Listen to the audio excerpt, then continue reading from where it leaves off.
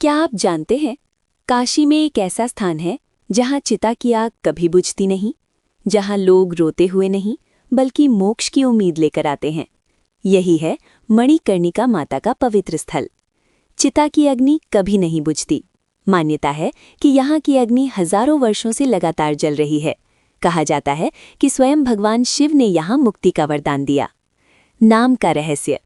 कथा के अनुसार जब भगवान विष्णु ने यहाँ तप किया तब माता पार्वती का मणि कर्णफूल यहीं गिरा, इसीलिए इसका नाम पड़ा मणिकर्णिका।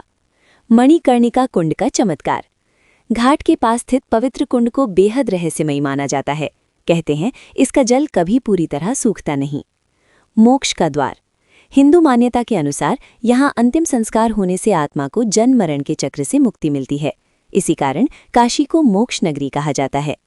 दिन रात चलता अंतिम संस्कार। यहाँ 24 घंटे चिताएं जलती रहती हैं। जीवन और मृत्यु का ये दृश्य इंसान को भीतर तक झकझोर देता है। मणिकर्णिका घाट हमें एक गहरा संदेश देता है, जो आया है उसे जाना भी है, लेकिन कर्म और भक्ति ही असली पहचान है।